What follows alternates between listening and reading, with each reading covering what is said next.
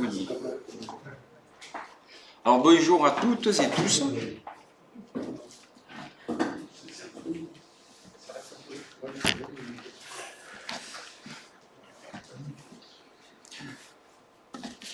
On va commencer par une lecture au psaume 95 et au verset 7. Car il est notre Dieu, et nous sommes le peuple de son pâturage, le troupeau que sa main conduit. Oh, si vous pouviez écouter aujourd'hui sa voix. Il y a une autre version dans la Bible, pas en français courant, mais c'est en parole de vie, qui dit « Oui, il est notre Dieu, nous sommes son peuple et le troupeau qui conduit, il est notre berger. Aujourd'hui, écoutez ce qu'il dit. » Merci Seigneur que ta parole puisse être dans ma bouche, ta parole de vérité, et que ta parole de vérité soit dans les cœurs de chacun de nous et de ceux qui nous écoutent. Merci Père, que ta volonté se fasse. Amen. Il y a quelques années, il y avait dans l'église un genre de spectacle, et il y avait un sketch, c'était même un culte. Et ce sketch, alors j'essaie de faire très court, il y avait une personne qui représentait un chrétien ou une chrétienne, et vous aviez Dieu qui était représenté par une personne. Et chaque fois, Dieu, dans ce sketch, essayait de parler, de se manifester à ce chrétien, et le chrétien occupé. Alors il se lève, il déjeune, il va vite au travail, il prend le bus, machin, ici et là, toujours occupé. Et il essayait. Et non, il n'arrivait pas. Toute la semaine comme ça. Arrivé, peut-être que vous le connaissez ce sketch, arrivé au dimanche, pareil, il se lève affairé, il essaie, hop, il le suit dans la salle de bain. Et l'autre, bam, boum, il est occupé, affairé, il ne prend même pas le temps de l'écouter. Et il arrive au moment de la prière au culte, et il crie « Oh Seigneur, dans ton silence, mais parle-moi, je t'en supplie !» Voilà, c'était le sketch. Et ça me rappelle un petit peu ma vie quotidienne aussi, j'avoue. Dieu, nous sommes son troupeau. Le bon berger est avec nous, c'est-à-dire qu'il veut que nous soyons sauvés, que nous soyons son peuple, que nous le reconnaissions comme le Seigneur de notre vie, le bon berger. Mais il veut aussi que nous l'écoutions parler. Et le thème de ce partage ce matin, c'est la voix de Dieu pour notre vie.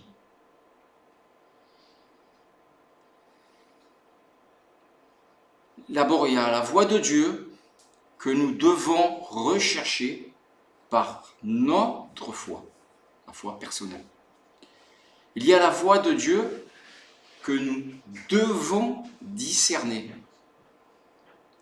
Et il y a la voix de Dieu à laquelle nous devons obéir. La voix de Dieu que nous devons rechercher par notre foi. Alors c'est notre foi dans la relation de paternité parfaite avec Dieu, notre Père Céleste. Genèse 1, 27.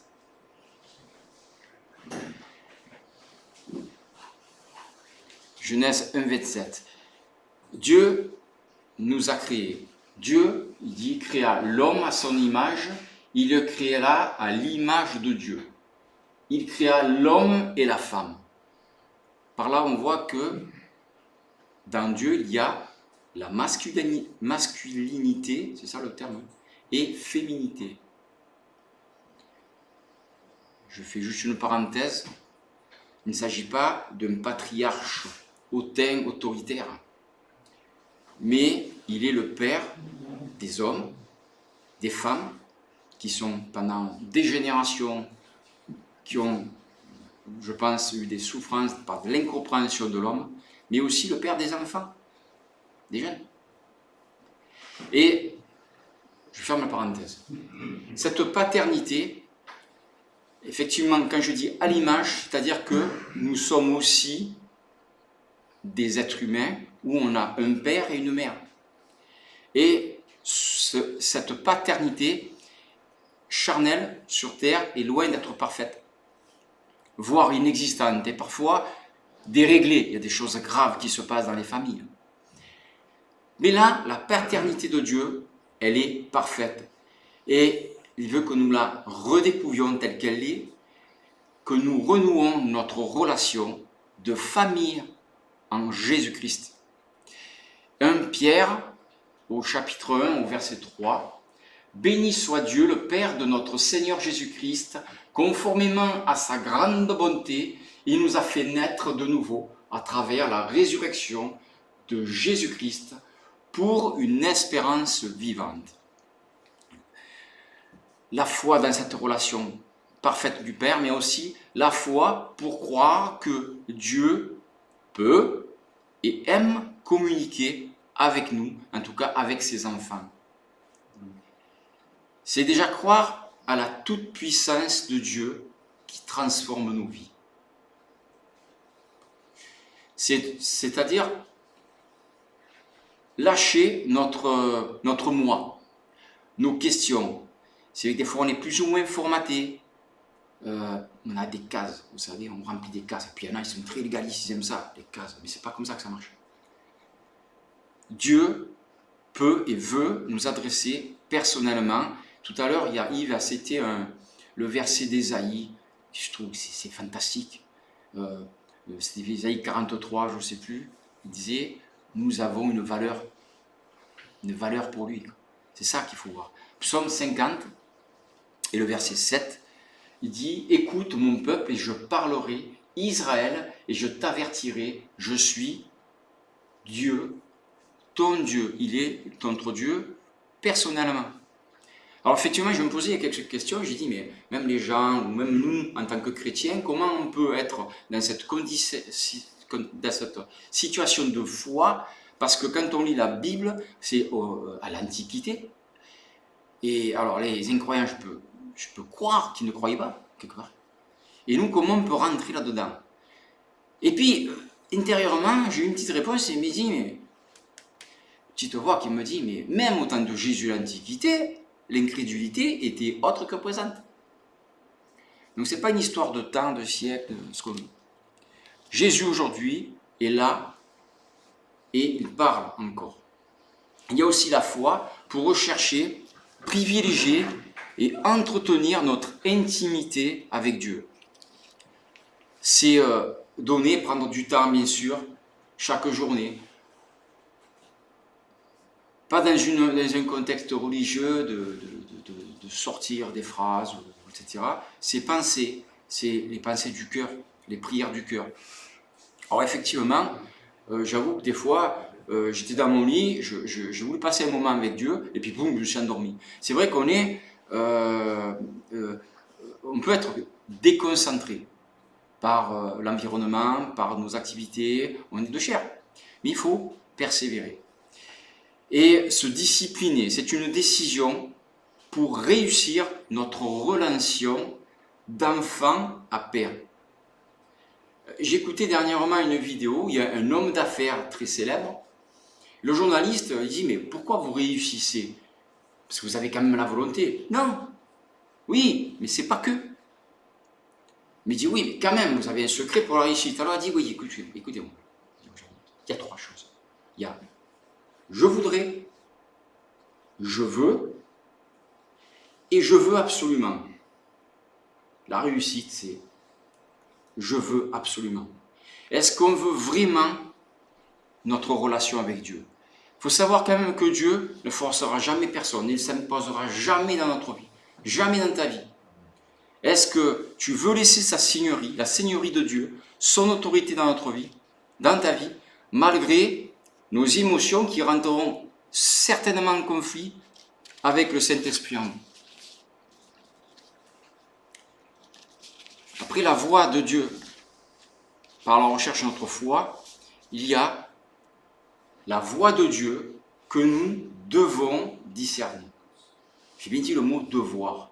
Ce n'est pas quelque chose d'optionnel quand je dis le devoir. C'est, entre autres, discerner les raisons de Dieu à nous parler. On parle du patriarche, du père, tel un père. Osée, au chapitre 4 et verset 6. Mon peuple est détruit parce qu'il lui manque la connaissance. Puisque tu as rejeté la connaissance, je te rejetterai. Tu ne pourras plus exercer la fonction de prêtre pour moi. De même, tu as oublié la loi de ton Dieu. J'oublierai aussi tes enfants. Je ne sais pas si je ne suis pas perdu. 4, 6. Bon. En fait, il est là, dans ce verset, pour nous instruire. Il nous parle à la raison. Pourquoi Dieu parle? C'est pour nous instruire. Il nous parle aussi, pourquoi? Pour nous avertir du danger et nous conduire. Il y a plusieurs versets dans la Bible, mais je vais en citer un. Jésus a appris dans Matthieu 6, au verset 13, il dit, Matthieu 6, verset 13, « Ne nous expose pas à la tentation, mais délivre-nous du mal, car c'est à toi qu'appartiennent dans tous les siècles le règne, la puissance et la gloire. » De nous délivrer du mal, de nous conduire dans la sécurité de notre vie chrétienne, de notre sanctification. C'est aussi pour nous rassurer de son affection. Jérémie 31 au verset 3. « De loin, l'Éternel s'est montré à moi, je t'aime d'un amour éternel, c'est pourquoi je te conserve ma bonté. » Il nous aime tout simplement. Discerner, c'est aussi sa manière de parler, c'est-à-dire comment il parle, Dieu. Job 33, 14, que vous connaissez. Dieu parle cependant tantôt d'une manière, tantôt d'une autre, et on ne le remarque pas. On le remarque aussi. Il s'adresse aussi bien en tant qu'individu, nous-mêmes, personnellement, il peut s'adresser dans une assemblée locale, comme la nôtre, mais il peut s'adresser aussi à l'Église entière, l'épouse, l'Ecclésia, l'épouse de Christ. Et il y a plusieurs, on va distinguer deux manières dont Dieu parle. Il y a une manière extérieure et il y a aussi une manière intérieure. La manière extérieure, alors à l'époque de l'Ancienne Alliance, c'était par les prophètes qui s'adressaient. Aujourd'hui, par le Saint-Esprit, il peut s'adresser aussi au ministère de prophète, parce que ça existe, il y en a, puis c'est marqué dans la Bible. Il y a les prophètes, des autorités spirituelles, des personnes quelconques, quel que soit, Dieu peut nous parler à travers des gens, de moyens matériels, des événements. Quand je dis matériel, maintenant avec l'internet, on peut aller très loin. Il y a du mauvais, mais il y a du bon aussi. Et d'autres choses, la liste n'est pas exhaustive. De cette manière externe, mais Dieu aussi s'adresse individuellement à nous par une chose, le Saint-Esprit. Jean 14, versets 16 et 17. « Quant à moi, je prierai le Père, et il vous donnera un autre défenseur, afin qu'il reste éternellement avec vous, le Saint-Esprit. »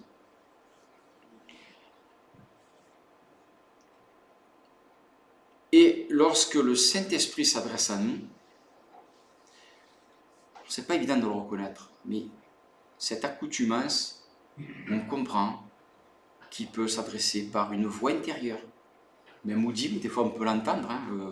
Le chapitre où Paul était renversé quand Jésus s'est adressé à lui, autour, il y en a qui ne comprenaient rien. Mais lui, il voyait, et puis il est tombé, il voyait la lumière, il voyait beaucoup de choses. Une paix intérieure, une conviction intérieure. Des fois, il y a une petite alerte qu'on a. Des rêves, des songes, des visions, etc., etc. J'en passe. Mais il s'adresse aussi par la parole. Hébreux 4, verset 12.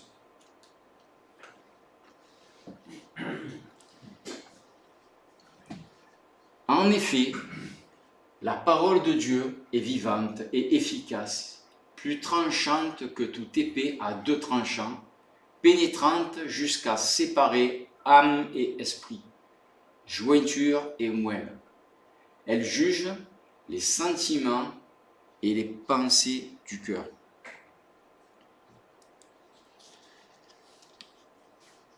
Le discernement, c'est aussi sans jugement.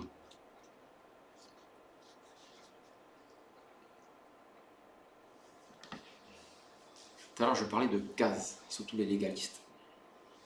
Ils aiment bien les cases, c'est comme ça. Non, mais là, c'est pas ça. Le pli, il est comme ça.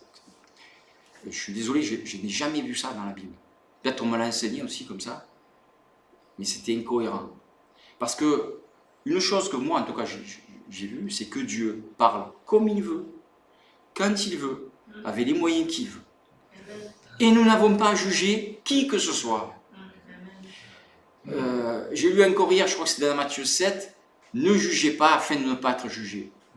C'est tombé juste après, parce que je disais, mais pourquoi j'ai ce mot jugement? Parce que inconsciemment, c'est vrai, on juge, ouais, mais la personne, etc., elle est témoignable, parce qu'elle est charismatique, parce que l'autre, elle n'est pas charismatique, et tati, tata. Regardez, Exode 20, au verset 18. Tout le peuple entendait les coups de tonnerre et le son de la trompette et voyait les flammes de la montagne fumante. À ce spectacle, le peuple tremblait et se tenait à bonne distance. Je vous dis franchement, je fais de la randonnée, j'ai eu l'occasion de voir des événements climatiques tels que la foudre, je vous garantis, je disais gla gla gla. Donc, quand il parle alors quand Dieu se manifeste, il se manifeste dans le feu, c'est une force. Il y a aussi 1 Roi 19, regardez, 1 Roi au chapitre 19, verset 11-12. Bizarre. L'Éternel dit, c'était Élie, il dit, mets-toi dans la grotte ou la caverne et je te parlerai. Alors, l'Éternel il dit, sors et tiens-toi sur la montagne devant l'Éternel. L'Éternel va passer devant l'Éternel, il y eut un vent fort et violent qui déchirait les montagnes et brisait les rochers. Mais franchement, Élie ne devait pas être à l'aise. L'Éternel n'était pas dans le vent. Après, il y eut un grand tremblement de terre. L'Éternel n'était pas dans le tremblement de terre. Après le tremblement de terre, il y eut un feu, le fameux feu. L'Éternel n'était pas dans le feu. Après le feu, il y eut un murmure doux et léger. Je crois le verset après, le 13, si possible. J'ai oublié de te le donner. L'Éternel était dans le murmure, doux et léger. Donc c'est pas grave. Ce que je veux dire, c'est que quand il entendit, Élie s'enveloppa le visage de son manteau, sortit et se tint à la tête de la grotte. Et voici qu'une voix lui fit entendre ces paroles: que fais-tu? Le murmure doux et léger. Donc Dieu peut être dans le feu, dans la puissance, mais il peut être aussi dans le calme.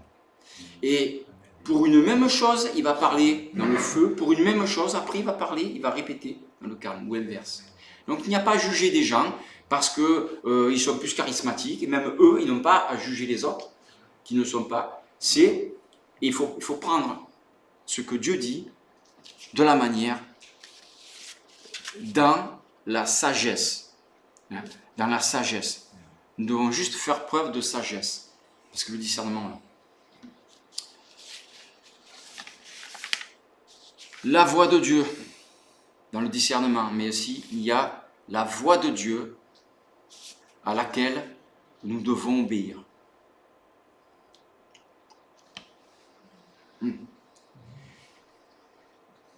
C'est obéir par l'écoute et la reconnaissance de Jésus-Christ. Dans le verset principal, le psaume 95, le verset 7 du chapitre 95, le mot écouter est traduit, c'est le mot shama qui est employé. Shama en hébreu, qui est traduit par écouter, et qui aussi, c'est le même mot que apprendre, obéir.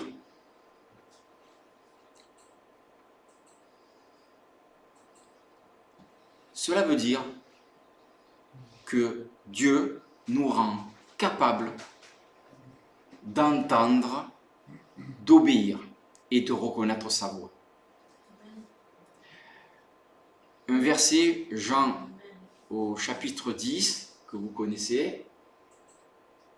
J'aime bien ce verset. Une fois, ça remonte. Les versets 3 ou 4. Chapitre 10, versets 3 4. 3, s'il te plaît.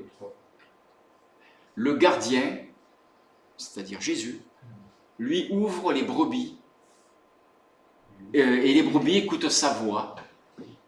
Il appelle par le nom les brebis qui lui appartiennent et il les conduit dehors. Lorsqu'il les a toutes fait sortir, il marche devant elles et les brebis le suivent parce qu'elles connaissent sa voix. Nous sommes capables, nous sommes faits, enfants de Dieu, nous sommes spirituellement faits pour reconnaître la voix de Jésus, la voix de Dieu. C'est pas donné à un pasteur, machin, c'est donné à toi-même. L'obéissance, c'est aussi ne pas se tromper de voix. Je ne veux pas rentrer dans ces détails. Il y a la voix, bien sûr, de l'adversaire. C'est un menteur, un tricheur. La suite du verset, je vous épargne. Il est là pour déchirer, détruire, voler. Et il a de l'expérience. Et là, c'est le père du mensonge. Pour vous dire, le père, voilà, c'est encore aussi la paternité, mais dans le mal. Et il y a notre chair aussi. Je vais y revenir sur l'aspect de notre chair, la voix de notre chair. Et il faut faire attention aussi à notre environnement.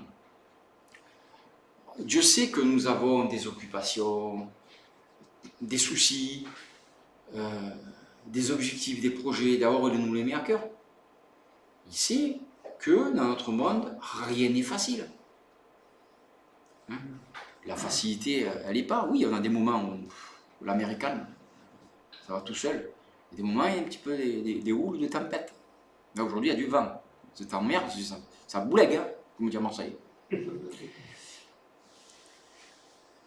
Mais il est important de ne jamais négliger la prière, ce temps de prière.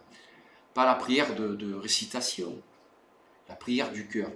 Alors on peut très bien, ce que je veux dire, on peut très bien avoir une liste, ne pas passer 3 heures à prier, mais donner sa liste. Mais il faut que le cœur dise, Seigneur, Père, ou Jésus, je te porte cette liste. Vous voyez, vous portez cette offrande, ce sacrifice, ce temps que vous donnez, c'est pour l'invoquer et porter des personnes, des situations, des événements à notre Dieu. C'est le parfum des saints, dit dans l'Apocalypse.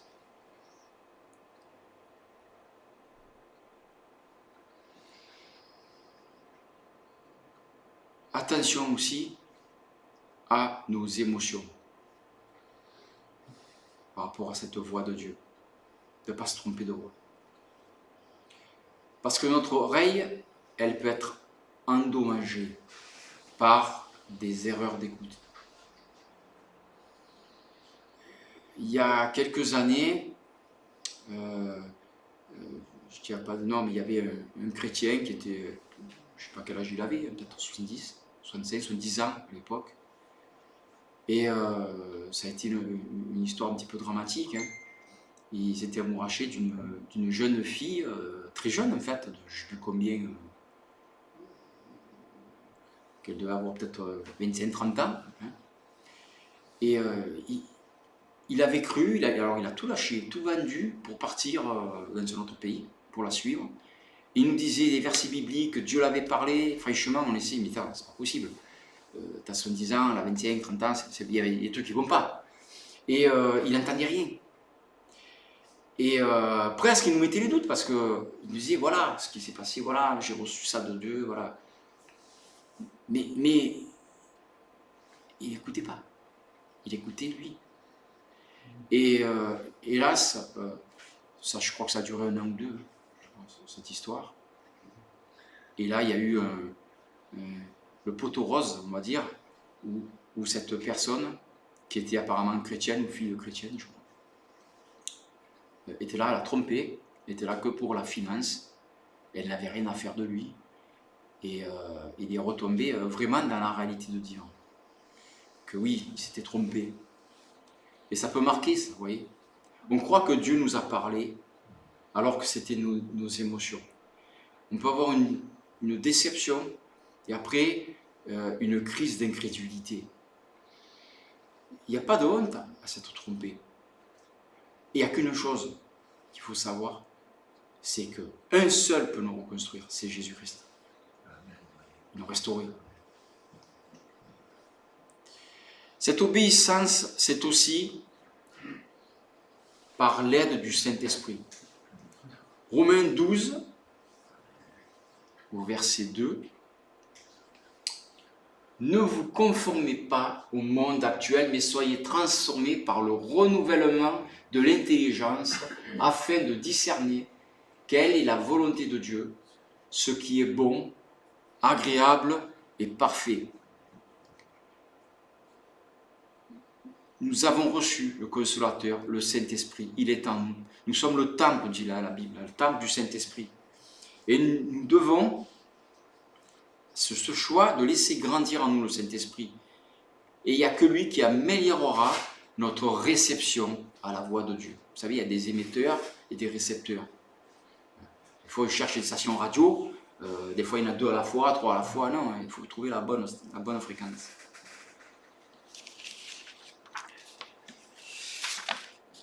Pour conclure, Jésus-Christ, notre Jésus, notre bon berger, nous a envoyé l'Esprit Saint, qui nous rend capables de rechercher par la foi la voie de notre Père Céleste parfait. Il nous rend capables de discerner la voie de notre Père Céleste parfait. Et il nous rend capables de vivre dans l'obéissance et l'écoute à la voix de notre Père Céleste parfait. Est-ce que j'ai encore 1 minute ou 2? C'est bon? Il y a quelques années, peut-être une vingtaine d'années, oui, ça passe, je vous donne un petit témoignage de ce qui m'est arrivé. J'étais j'étais en déplacement, et le dimanche, j'étais à un culte, et il y avait une situation qui me chagrinait. Alors je ne vous dirai pas ce que c'est, parce que personne ne le sait d'ailleurs, sauf Dieu, et ça n'aura aucun intérêt ni pour vous, et c'est pas le but de l'exaucement en fait, c'est la main de Dieu qui est fantastique. Et vraiment j'étais mais KO, abattu. Je ne comprenais pas, et j'avoue que j'étais dans le culte, il y avait au moment de la prédication, je n'y étais pas vraiment. Et il y avait, à un moment donné, je sentais, alors j'ai dit, je priais, mais à l'intérieur de moi, vous voyez, je ne me pliais pas. Mais dans la prière du cœur, je faisais monter ma souffrance, mon incompréhension sur certains avenirs. Simplement, je le traduisais à Dieu, je ne sais pas vraiment l'expliquer. Et dans ce moment où j'étais quand même KO, le pasteur, je dirais ça comme ça, hein, il s'est écarté du thème de sa prédication et il a parlé. Personne n'était au courant, je répète, de la chose, et il a parlé exactement, je vous dis mot à mot, exactement sur l'épreuve, en tout cas les questions que je vivais. Mais vous voyez, je n'ai pas réalisé sur le coup. J'entendais comme une autre voix, ça faisait drôle pour vous expliquer. Puis à un moment donné, je dis, mais voyez, une chose, une l'autre, précise, de plus en plus précise, c'est pas possible. Mais ça, c'est Dieu qui me parle et ça s'adresse à moi. Vous voyez, inconsciemment dans ma tête, j'ai écouté et j'avais cette espérance, cette paix, malgré la situation qui me bloquait, et je l'ai gardée au fond de moi.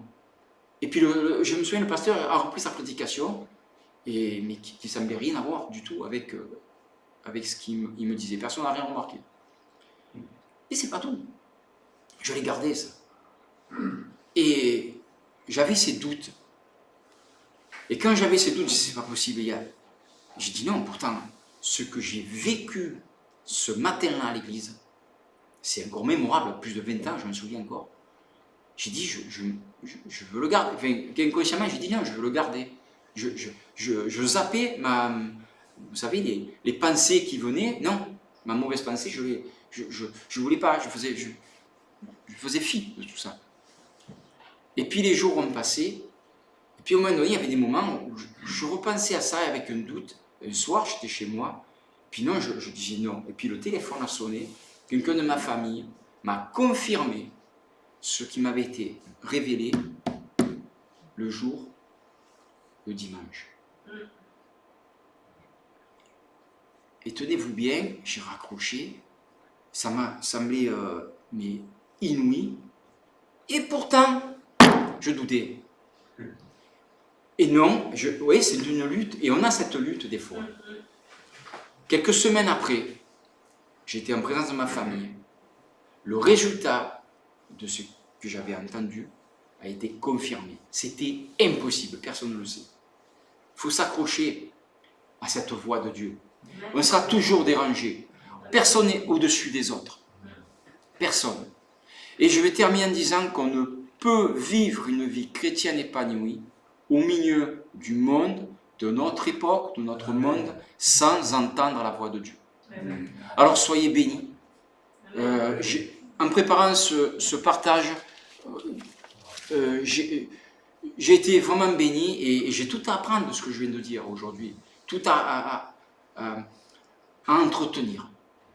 Et que le Seigneur, franchement, vous bénisse. Et je crois qu'aussi, on est dans des circonstances où l'Assemblée, on se pose des questions, etc.